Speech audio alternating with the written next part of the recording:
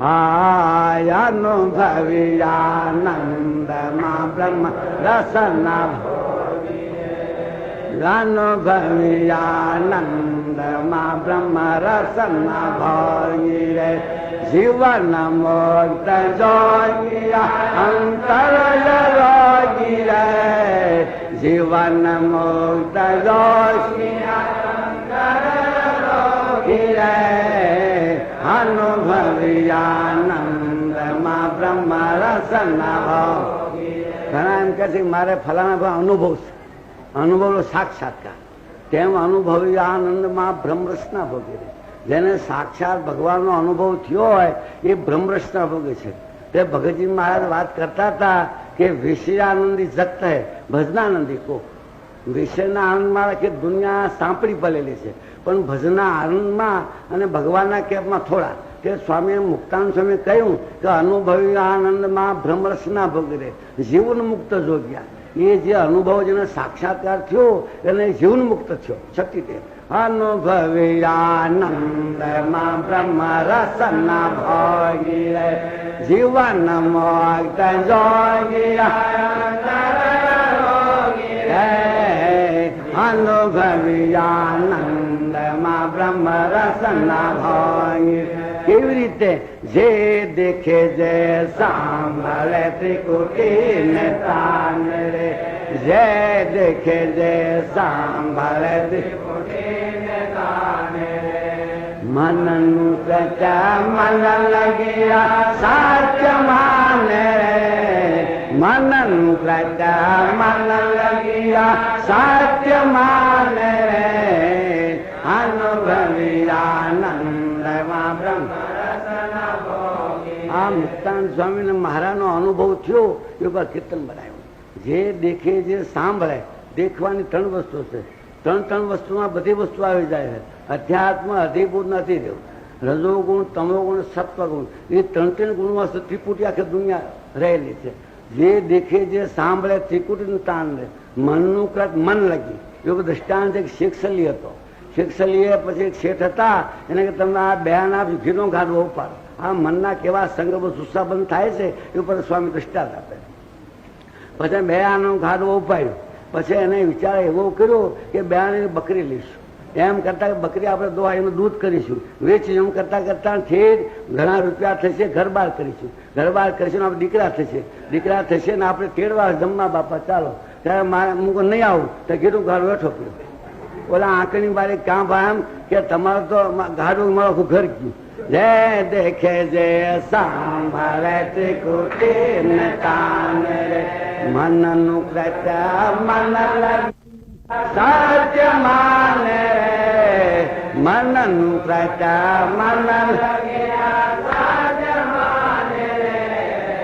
અનુભવી આનંદમાં બ્રહ્મરસ.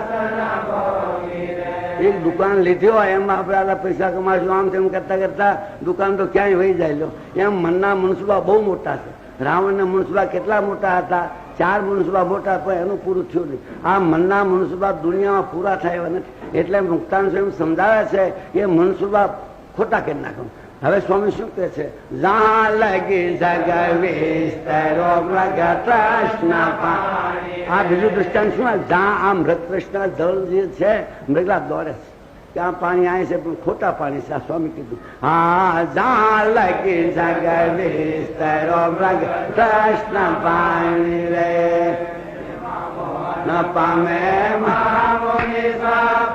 બ્રહ્માણી રે કેમાં મોહન પામે મહામુનિ સ્વપ્નો બ્રહ્માણી રે અનુભવી આનંદમાં બ્રહ્મ રસના ભાવી રે. મગર જીવ છે એ દોડતા જાય પણ આપણે એ સાચું માનતા નથી. તેમ આ દુનિયાની અંદર આખી દુનિયા મૃત કૃષ્ણ જેવું દોડે છે. પણ જે મહામુક્તો છે એને એ સ્વપ્ન જાણે છે. હવે સ્વામી શું કે છે? હા જય વડે રાજા છે તેને કોઈ ન જાણે. હા જય વડે રાજા છે તેને કોઈ ન જાણે. મુક્તાનંદ કહે ગુરુ મુખે સુખ રમાણે રે. મુક્તાનંદ કહે ગુરુ મુખે સુખ રમાણે રે અનુભવી આનંદમાં બ્રહ્મ રસના ભોગીએ. જે વરે આસક્ત છે, જેને દુનિયા જેને આધારે ચાલેલી છે એને કોઈ ઓળખતા નથી. તે સ્વામી એમ કે છે મુક્તાન મનમુખી ને ગુરુમુખી. જે મનમુખી થયો એ દુખ્યો થયો અને ગુરુમુખી તો સુખ્યો હતો. મુક્તાન કે ગુરુમુખી સુખ રમાડે અનુભવી આનંદમાં બ્રહ્મ રસના ભાવ. હા જીવન મોક્ત જોગિયા અંતર યોગી રે અનુભવી અંતર યોગી. શું આપણે દેહમાં રોગ ડાક્ટર સાહેબ મટાડે હવે પણ અંતરનો રોગ છો એ કોઈ મટાડી ન શકે. ત્યારે એવા ભગવાન કે સંત મળે અને એને મન સોંપે તો મોટા દોષ કામ ક્રોધ લોભ માં એ અંતરના રોગ છે એ સત્પુરુષ મટાડી દે છે. ત્યારે સ્વામી શું કે છે? હા અનુભવી આનંદ માગો. હા અનુભવીને આપદાય તરત ભાગી રે અનુભવીને આપદાય તરત ભાગી રે અંતર જામી ઓળખ્યા લગની લાગી રે અંતર જામી ઓળખ્યા લગની લાગી રે અનુભવીને આપદાય તરત ભાગી. જેને ભગવાનનો અનુભવ સાક્ષાત્કાર થયો એને દુઃખ નથી રહેતું. ત્યાં કેવી રીતે અંતર્જામી ભગવાન ઓળખ્યા ત્યાં લગ્ની લાગે. ઘણા હોય બેઠા કરતા પણ લગ્ની કોઈ લાગતી નથી. જેમ વ્યવહારની અંદર આપણે પૈસા ટકાની કે લગ્ની લાગે છે એ જો સાક્ષાત ભગવાન સમજાય એનો મહિમા સમજાય તો લગ્ની લાગે. અનુભવીને એ કઈ આપ્યા ઉરામીને ત્રણય હંતાને જાગી રે ઉરામીને ત્રણય શરણાને જાગી રે જાત જીવન જોઈને જા બોધી જાગી રે જાત જીવન જોઈને જા બોધી જાગી રે અનુભવીને આ બધા ત્રણ પ્રકારની ઉર્મિ હરક ને શોક જન્મ ભૂખ ન 6 પ્રકારની ઉર્મિ છે અને 3 પ્રકારની ઈચ્છના છે. સુત ઈચ્છના ધન ઈચ્છના લાજ ઈચ્છના એ 3 પ્રકારની ઈચ્છાઓ છે. એ 3 ઈચ્છાઓ જતી રહે છે. હા ઉરામીને તનય જાત જીવન જોઈને જા બુદ્ધિ જાગી રે જાત જીવન જોઈને જા બુદ્ધિ જાગી રે અનુભવીને આપદાયંતરથી ભાગી. હા 14 લોક વૈકુંઠ લગીમાં જાની ભાગી રે 14 લોક વૈકુંઠ લગીમાં જાની ભાગી રે. તેથી અનુભવ તાપ લાગી રે તેથી અનુભવી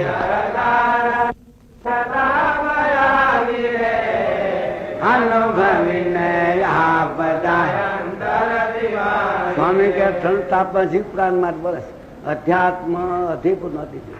અધ્યાત્મ મનનું દુઃખ, અધિપુર જે પર્થકી દુઃખ, અધિદેવ જે અતિવૃષ્ટિ અનાવૃષ્ટિ દેવનો કોપ થાય એ 3 તાપમાં જીવ પ્રાણી માટે બરસ. પણ જો ભગવાનને સંતપુરુષનો આશરો થાય તો 3 તાપ સમાવી. હવે સ્વામી શું કહે છે? અષ્ટ સિદ્ધિ નવનિધિ નિર્માલ જાન. હા અષ્ટ સિદ્ધિ નવનિધિ નિર્માલ મુક્તાનંદ કે ગુરુમુખી કે રામ લાગી રે મુક્તાનંદ ગુરુમુખી રામ લાગી રે અનુભવીને આપદાયંત. એ તો અત્યારે આપણે બેઠા છીએ નિરાશ છે. કોઈ સિદ્ધિ વાળો કોઈ આવી જાય તો લાખો મંત્રાય. અષ્ટ સિદ્ધિ નવનિધિ હણીમાં મહિમા લઘીમાં એવા જે સિદ્ધિઓ છે આ તે 1000 ગા વસ્તુ લઈ લઈએ. આ કાને કે 1000 ગા સાંભળે એવી સિદ્ધિઓ કોઈ આવે ને તો આપણે હજારોમાં ટણાઈ જાય. પણ સ્વામી શું કે છે?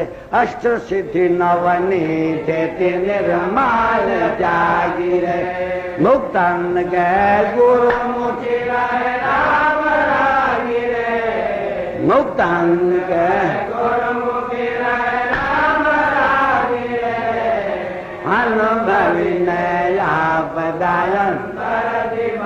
એ ગુરુનું શું લક્ષણ? ગુરુ જે કરપાવ શીતળતા શિવમ નિરોગા દુસરો બનાવી દે.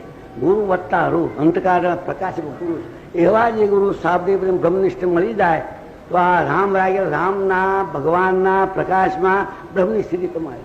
આ મુક્તાનંદ સ્વામી 2 કીર્તનો જે ભાવાર્થ થયો એને આખી રાત જાય.